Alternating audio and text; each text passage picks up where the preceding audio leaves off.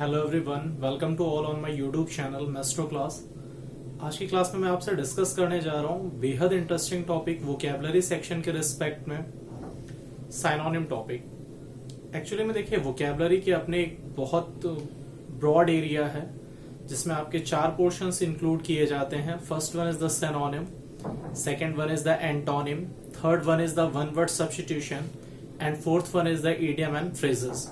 तो आज की क्लास हम लोग पूरी तरह से साइनोनिम बेस्ड है और चीजों को बहुत ठीक ढंग से देखिएगा, सीखिएगा और समझने की कोशिश करिएगा। जितने भी वर्ड्स आपको बताए जाएंगे ये आपके एग्जाम ओरिएंटेड होंगे, फिर वो कोई भी आपका गवर्नमेंट एग्जाम हो या कोई भी आपके प्राइवेट सेक्शनाइजेशन के एग्जाम्स हो जिनमें इंग्लिश सेक्शन में एंटोनिम एंड साइनोनिम यूज किया जाता हो। तो आइए स्टार्ट करते हैं साइनोनिम की क्लास को। ठीक है,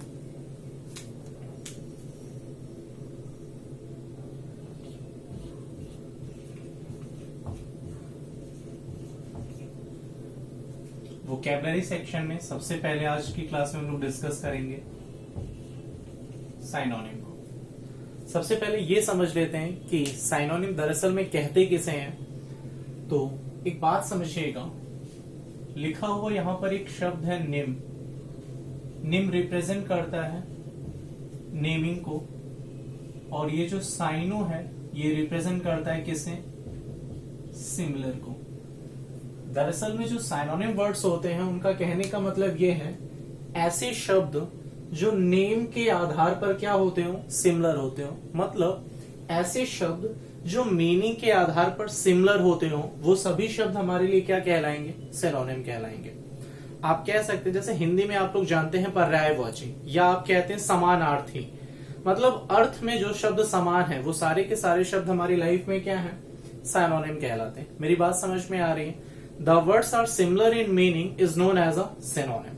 ठीक है, आज की क्लास में हम लोग ज्यादा से ज्यादा कोशिश करेंगे आपके पास जो एक्चुअल वर्ड्स हैं और उनके रेफरेंस में जो भी आप शब्द बना सकते हैं तो उनके बारे में जिक्र करेंगे। चलिए स्टार्ट करते हैं सेशन को। ठीक है, यहां पर आप लिख सकते हैं सिनोनिम के लिए the words are similar in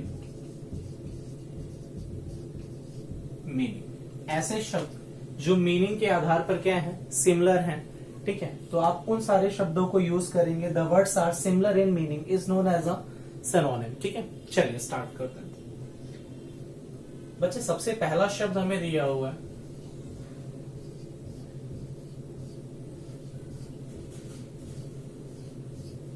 most important construction है, जितना बेहतर तरीके से आप सीखेंगे समझेंगे।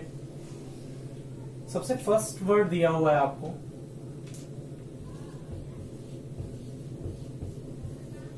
अबैश। सेकंड वर्ड दिया हुआ है बच्चे अबेट। थर्ड वर्ड दिया हुआ है आपको एब्डिगेट। फोर्थ वर्ड दिया हुआ है आपको एबनिगेट। फिफ्थ वर्ड दिया हुआ है बच्चे आपको एबोरेशन। नेक्स्ट वर्ड आपको दिया हुआ है एबहॉर। नेक्स्ट वर्ड आपको दिया है ऑब्जेक्ट। इसी से मिलता जुलता एक वर्ड है एबिस्मल। नेक्स्ट वर्ड है बच्चे एबॉर्टिव। क्या इतने शब्द समझ में आ रहे हैं आपको? और एक लास्ट वर्ड है आपकी लाइफ में, एक लास्ट वर्ड है आपकी लाइफ में एब्रिज। देखिए किसी भी वर्ड को अगर आप देख रहे हैं तो सबसे पहले हमें यह भी समझना जरूरी है कि ये जो दिया हुआ शब्द है आपके लिए कौन सी पार्ट ऑफ स्पीच को मेंटेन करता है। जैसा कि हम सभी जानते हैं हम लोगों के फंक्शनल ग्रामर में कुल 8 पार्ट ऑफ स्पीच है। Total number of parts of speech जो है वो बच्चे 8 हैं। ठीक है, जिसके तहत आप noun, pronoun, adjective, verb, adverb, preposition and conjunction को यूज करते हैं। ठीक है, तो आइए बात करते हैं। सबसे पहले देखते हैं दिया हुआ शब्द है अबैश। दरअसल में जो अबैश है ये एक जो है वर्ब की फैमिली को मेंटेन करता है। सबसे पहले हमें ये समझना है कि जो अबैश है कौन सी फैमिली की है, तो फैमिली है बच्चे ये वर्ब की। और इसका मतलब होता है किसी को शर्मिंदा करना। किसी भी व्यक्ति को अगर आप शर्मिंदा कर रहे हैं किसी बात के लिए या किसी के बात के लिए लज्जित कर रहे हैं, तो जो अबैश होता है इसका मतलब होता है किसी को शर्मिंदा करना या लज्जित करना। अच्छा, ये कौन सी पार्ट ऑफ स्पीच है? तो हमारा लिए आंसर क्या आ गया? एक वर्ब है।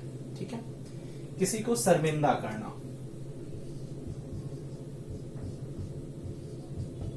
किसी को शर्मिंदा करना। ठीक है, आइए बात करते हैं। टू मेक असेम्ड, या फिर आप कह सकते हैं टू एम्बैरस। एम्बैरस की स्पेलिंग याद रखिएगा, EMBARRASS। एम्बैरस मतलब होता है किसी को एम्बैरसिंग करना, किसी को शर्मिंदा करना। EMBARRASS। ठीक है, शर्मिंदा करना या लज्जित करना। वैसे देखिए एक शब्द आया हुआ अबेट। अबेट होता है किसी भी चीज में कमी होना या घट जाना। अबेट भी अपने आप में क्या होती है बच्चे? अबेट भी अपने आप में एक वर्ब है और इसका मतलब होता है किसी भी चीज में क्या होना? कमी होना। ठीक है, अबेट भी अपने आप में एक वर्ब है और इसका मतलब होता है कमी होना या घट जाना। ठीक है, तो आंसर में देख लेते हैं। टू सबसाइड, या फिर आप कह सकते हैं टू रिड्यूस। जितने भी साइंस साइड से बिलोंग करते हैं बच्चे, साइंस स्ट्रीम के बच्चे, आप लोगों ने एक सेक्शन सुना होगा अपचयन क्रिया, तो रिडक्शन आया करता था। किसी भी चीज में जब कमी होती है तो रिडक्शन होता है। तो वही बात मैंने आपसे कही, अबेट किसी भी चीज का कम हो जाना या घट जाना।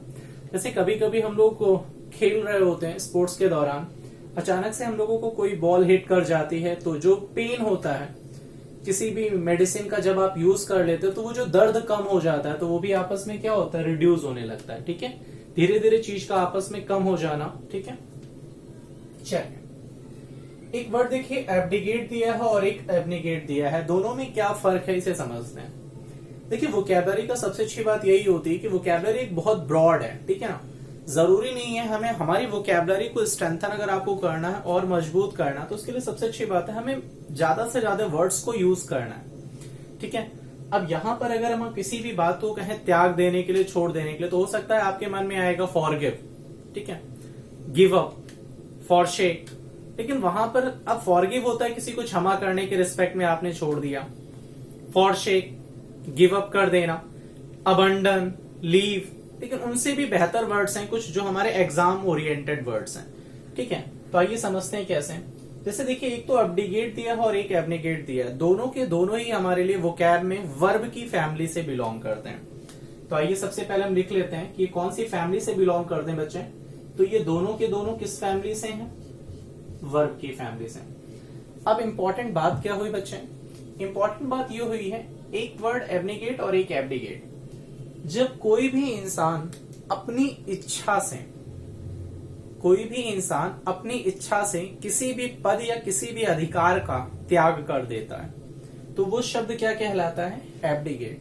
कोई इंसान अपनी इच्छा से किसी भी पद या किसी भी अधिकार का त्याग कर दे, तो वो शब्द क्या कहलाएगा? एब्डिगेट। मेरी बात समझ पा रहे हैं? किसी इंसान को राज्य सिंहासन सौंपा जाए और वो इंसान खुद से उस राज्य सिंहासन को अगर त्याग देता है, तो क्या है? एब्डिगेट। ठीक है, वैसे ही एब्निगेट के बारे में बात करें, एब्निगेट में क्या होता है? आप खुद से किसी चीज के लिए मना कर दे रहे, बट ये बहुत ज्यादा यूजफुल सेंस में नहीं होता है। ठीक है, एब्निगेट एक नॉर्मल होता है। ठीक है, लेकिन हाँ एब्डिगेट जो होता है यहाँ पर आप बहुत ज्यादा डीप होता है किसी भी चीज के लिए जब आप डिपेंस करते हैं। ठीक है, तो राज्य सिंहासन, पद या अधिकार को त्यागते हैं, तो फिर हम एब्डिगेट लगाते हैं, फिर हम एब्निगेट यूज नहीं करते उस टाइम पे। ठीक है, एब्डिगेट अपनी इच्छा से पद या किसी भी अधिकार का क्या कर देना? त्याग करना। ठीक है, अपनी इच्छा से पद या अधिकार का क्या करना? त्याग करना। ठीक है, आइए समझते हैं कैसे लिखेंगे इसे। तो इसे लिखते हैं to step down from a position of power या फिर रिस्पॉन्सिबिलिटी। चलिए यहां पे नहीं आ पा रहा है तो मैं इसे थोड़ा सा नीचे लिख दे रहा हूं। To step down from position of power और रिस्पॉन्सिबिलिटी। मतलब क्या हुआ? To step down from a position of power, किसी भी शक्ति की, कोई भी जो आपके पास एक आधिपत्य दिया गया है, आपको कोई भी एक पावर है, अथॉरिटी है, अगर आप उससे अपने कदम को पीछे खींच ले रहे हैं तो वो वर्ड क्या हो गया बच्चे? एब्डिगेट हो गया। बात समझ पा रहे हैं? रिनाउंस आपने सुना होगा तो वो वर्ड यहीं पे यूज किया जाता है। ठीक है। एब्निगेट, खुद से किसी चीज के लिए मना कर देना बच्चे। एब्निगेट तो आप कह सकते हैं टू डिनाई वनसेल्फ। खुद से अगर आप किसी चीज के लिए मना कर दे रहे हैं तो एब्निगेट हो सकता है। ठीक है। इसी को आप कह सकते हैं टू रिजेक्ट। ठीक है। Abdicate, to step down from a position of power or responsibility. ठीक है। आपने यहीं पे आप यूज कर सकते हैं रिनाउंस, आप दोनों में ही यूज कर सकते हैं रिनाउंस। ठीक है। रिनाउंस टू द थ्रोन आपने सुना होगा, तो एब्डिगेट में बहुत फेमस है रिनाउंस टू द थ्रोन। जब कोई इंसान अपने सिंहासन को त्याग देता है तो रिनाउंस यूज किया जाता है।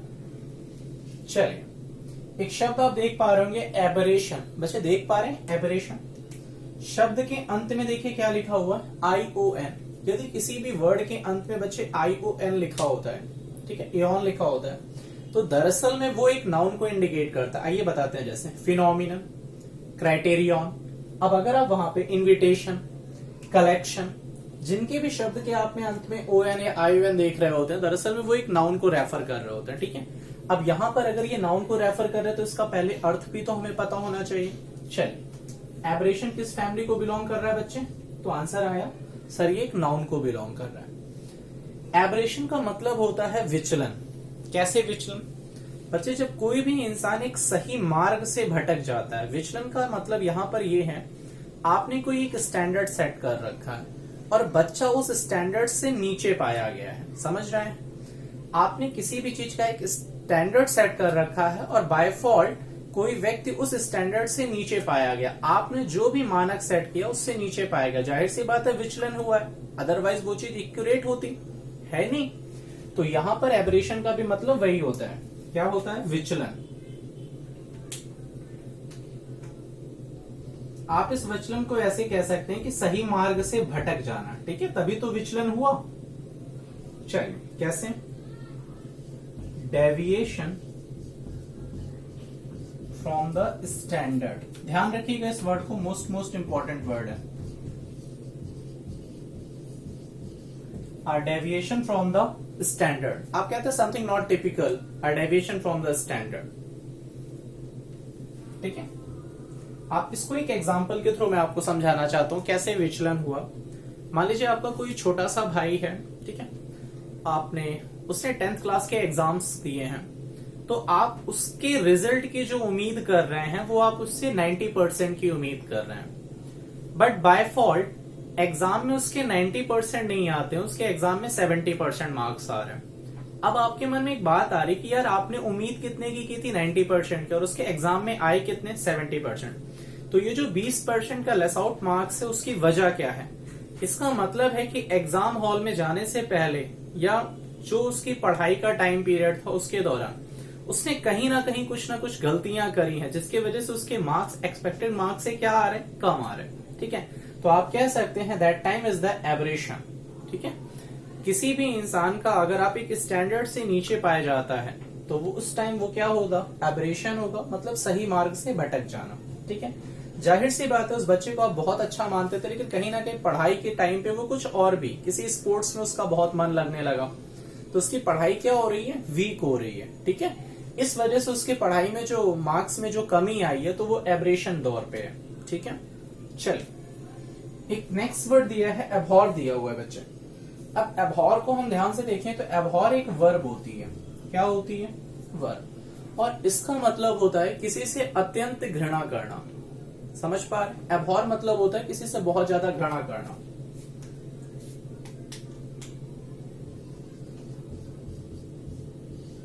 एबहॉर, किसी से घृणा करना, ठीक है। आप कह सकते हैं हेट,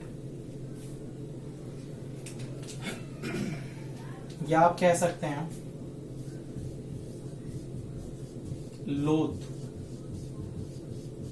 या आप कह सकते हैं डिटेस्ट। देखिए ये डिटेस्ट वही वाला है जैसे आप विरोध करना कहता है। जब आप किसी को नापसंद करते हैं तो डिटेस्ट की सिचुएशन है, ठीक है।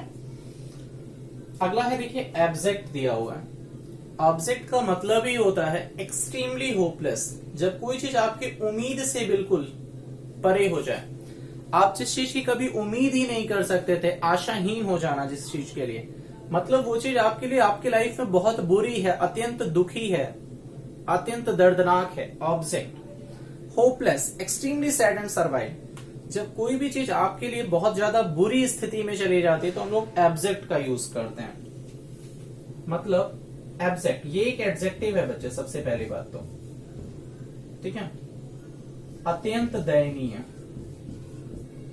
अत्यंत दयनीय,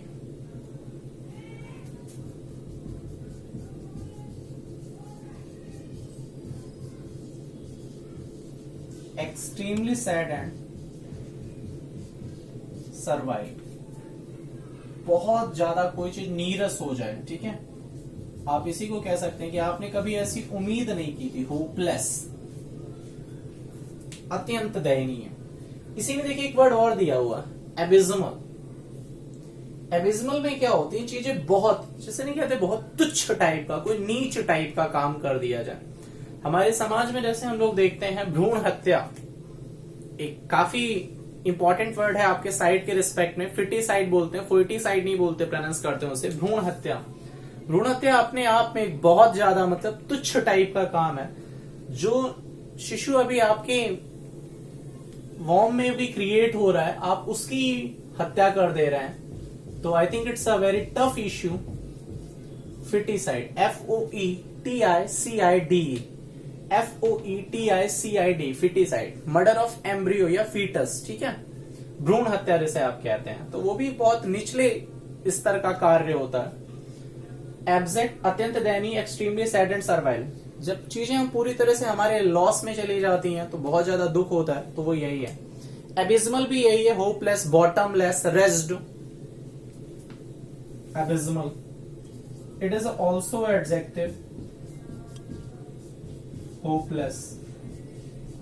इसी को आप कह सकते हैं रेस्ड या बॉटमलेस, बहुत तुच्छ टाइप का काम, रेस्ड या बॉटमलेस, बहुत तुच्छ। ये नेगेटिव सेंस का वर्ड है, ठीक है। एबिज्मल बहुत अच्छे वर्ड में यूज नहीं किया जाता। अगला देखिए एबॉर्टिव दिया होगा बच्चे, ये एक एडजेक्टिव है। एबॉर्टिव क्या है? एडजेक्टिव है। एबॉर्टिव मतलब होता है असफल, किसी भी काम में अगर आप कोई व्यक्ति सफल नहीं होता है, एबॉर्टिव, अनसक्सेसफुल। Abortive, unsuccessful. आपने एक इडियम सुना होगा, वाइल्ड गूज चेज, व्यर्थ का प्रयास करना, फ्यूटाइल सर्च, ठीक है। तो वो वर्ड वो जो वही है, एबॉर्टिव है, अनसक्सेसफुल होना किसी भी चीज में, ठीक है। Average, really it's a amazing word, average. बच्चे एवरेज जो है ये एक वर्ब है, ये क्या है? वर्ब है, और इसका मतलब होता है किसी भी चीज को संक्षिप्त करना, कम करना। एवरेज का मतलब क्या होता है बच्चे?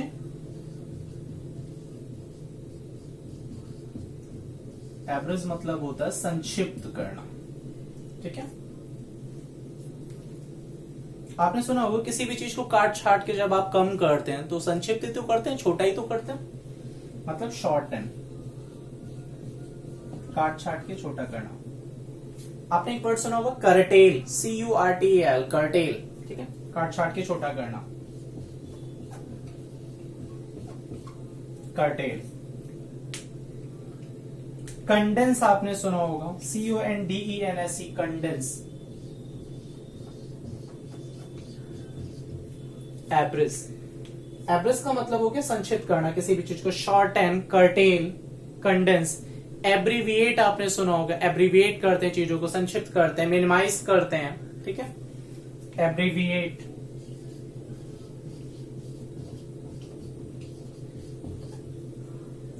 एब्रीविएशन यहीं से बना हुआ है, ठीक है, एब्रीविएट, किसी भी चीज को संक्षिप्त करना। मैं एक बार रिपीट कर दे रहा हूं सारे शब्दों को। सबसे पहले अबैश है, अबैश मतलब होता है किसी को शर्मिंदा करना। इसमें मोस्ट इंपॉर्टेंट वर्ड है एम्बैरस की स्पेलिंग, EMBARRAS होती है, ठीक है बच्चे। अगला है अबेट, किसी भी चीज में कमी होना, घट जाना। टू सबसाइड या टू रिड्यूस, रिडक्शन यहीं से बना है बच्चे। एब्डिगेट होता है अपनी इच्छा से किसी भी पद या किसी भी अधिकार, किसी भी राज्य सिंहासन का त्याग कर देना।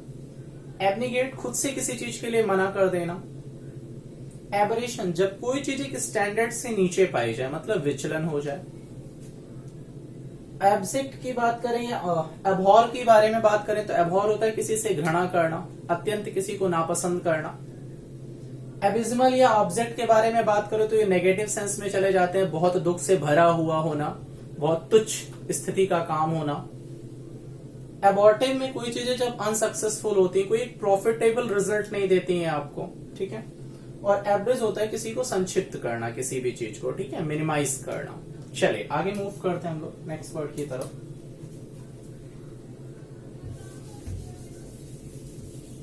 आई होप इतनी सारी बातें समझ पाए होंगे आप लोग।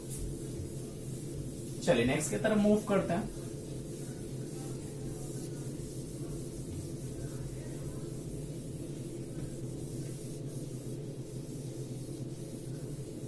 सिनोनिम अपने आप में बहुत ब्रॉड है, लेकिन चीजों को अगर आप ठीक ढंग से सीखते हैं, समझते हैं, तो कभी भी कोई समस्या नहीं आती है सिनोनिम में।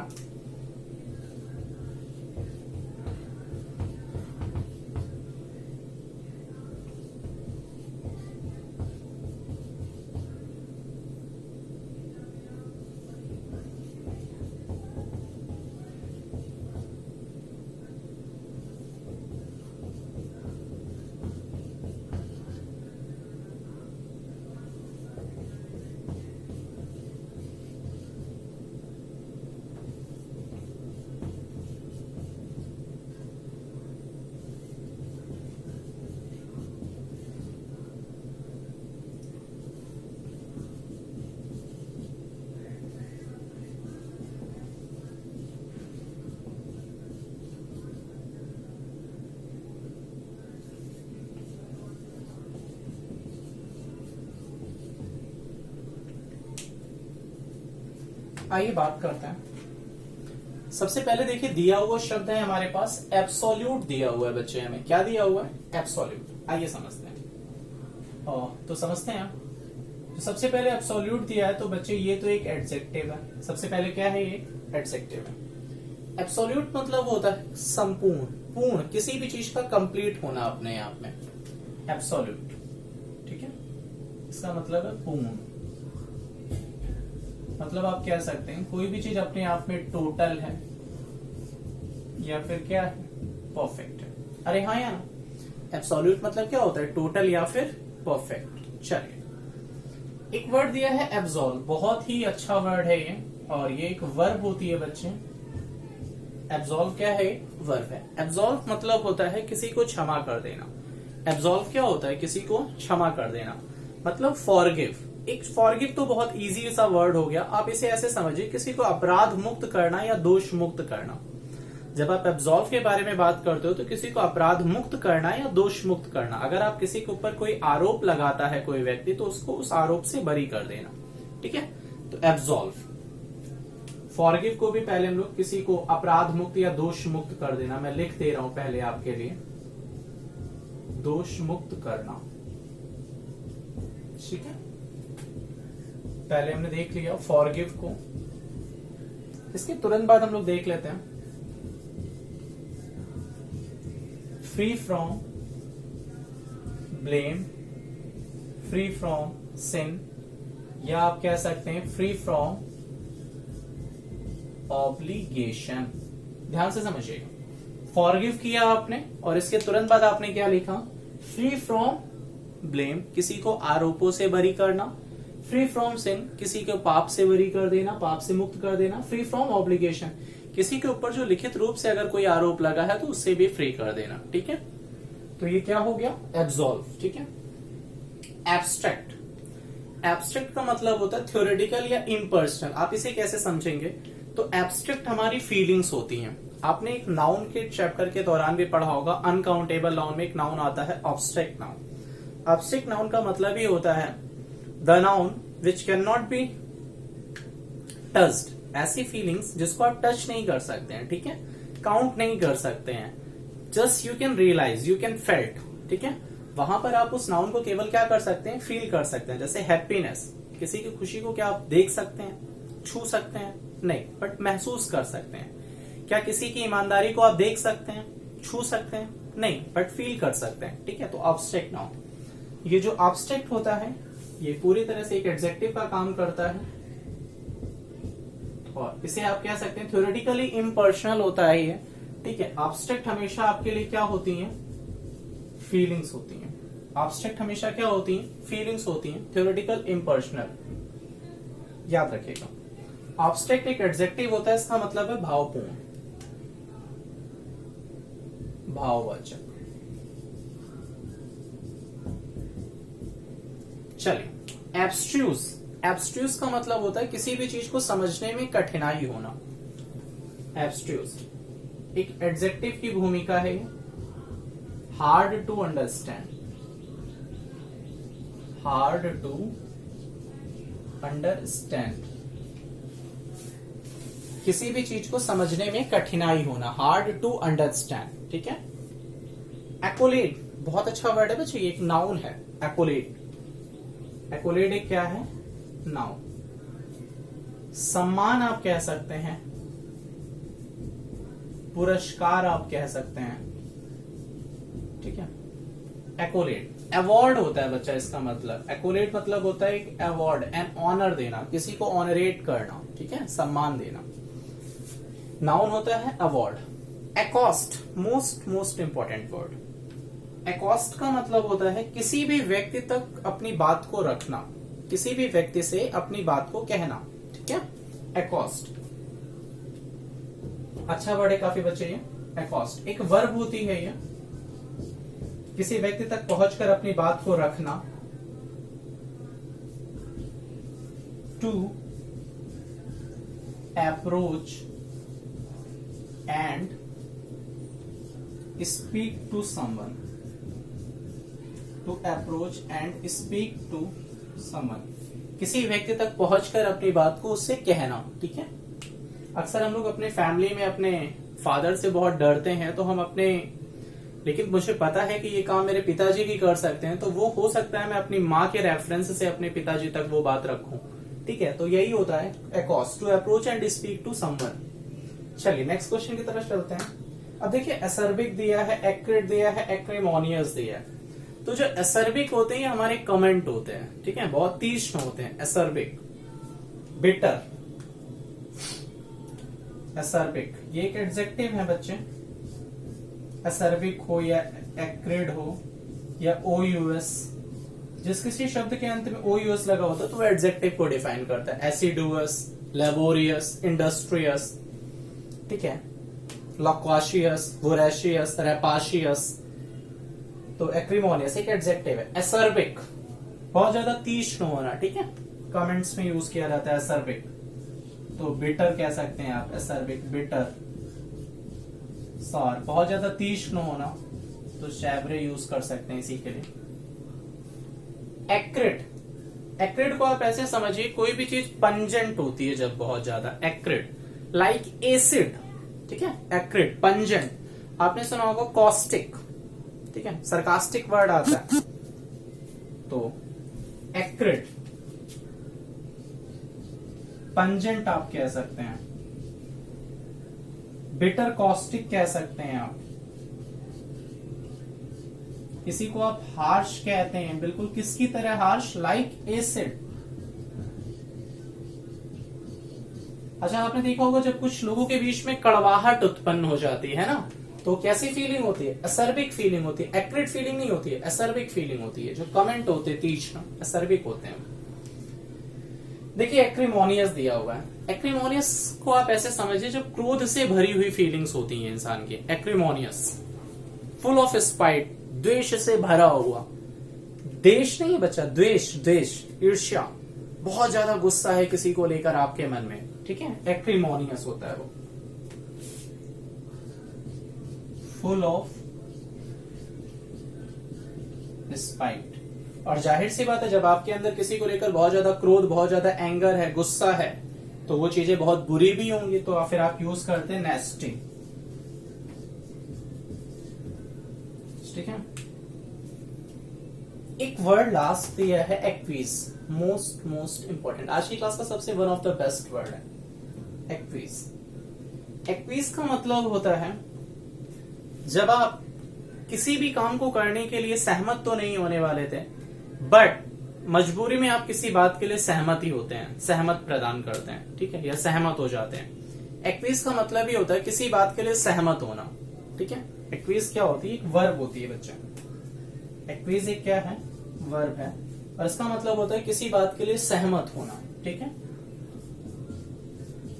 To comply passively.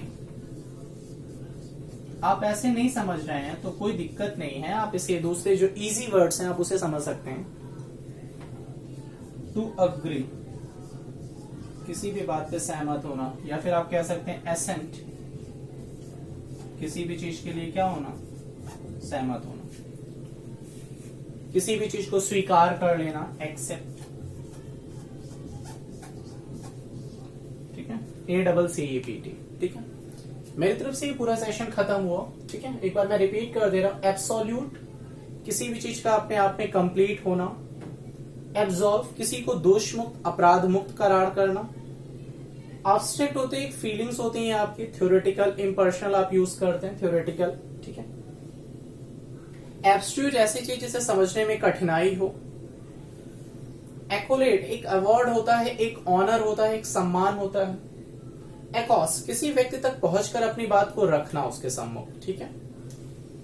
Acerbic comments होते हैं। एक्रिड, चीजों का टेस्ट में बहुत ज्यादा एसिड होना, एसिड की तरह होना, बहुत तीक्ष्ण होना।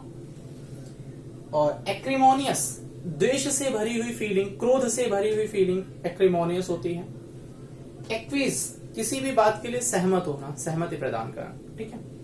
देखिए स्टूडेंट्स, ये आपके सामने 20 वर्ड्स मैंने कराए हैं, और ये 20 वर्ड्स मोस्ट इंपॉर्टेंट वर्ड्स हैं, आपके एग्जाम ओरिएंटेड वर्ड्स हैं। ऐसा नहीं है पर्टिकुलरली किसी एक एग्जाम पे बेस्ड हैं कि आपके ये केवल एसएससी में ही आएंगे। आपके डिफेंस एग्जाम हो गए, या फिर आपके जितने भी टीचिंग एग्जाम्स हो गए, चाहे वो एनवीएस में हो, केवीएस में हो, या फिर आपके यूपीपीआरटी या टेट में हो, ठीक है, एनी अदर एग्जामिनेशन और द डिफेंसेस एग्जामिनेशन ऑल्सो, तो परेशान होने वाली बात नहीं। बस आप कुछ जितना ज्यादा से ज्यादा मैक्सिमम इन वर्ड्स को अपने माइंड में रिकॉल कर सकते हैं, याद कर सकते हैं ठीक ढंग से। इनके मीनिंग के रेफरेंस से कोशिश क्या करिए, हिंदी तो सीख ही रहे हैं, लेकिन इंग्लिश टू इंग्लिश को भी याद करना सीखें, क्योंकि आपके एग्जाम में जब साइनोनिम मिलेगा तो डायरेक्ट इन वर्ड्स के रेफरेंस में इनका एक्चुअल साइनोनिम दिया होगा, ठीक है। तो अगर हमें हमारी समझ क्लियर है तो हम आंसर्स को बना सकते हैं, अदरवाइज फिर वहां पे चीजें टफ होती हैं, ठीक है। आई होप आपको सेशन पसंद आया होगा। अगर आपको ये वीडियो पसंद आया हो तो प्लीज इसे लाइक करें और लोगों में शेयर करें, और प्लीज मेरे चैनल को सब्सक्राइब करें। तब तक के लिए नमस्कार, टेक केयर।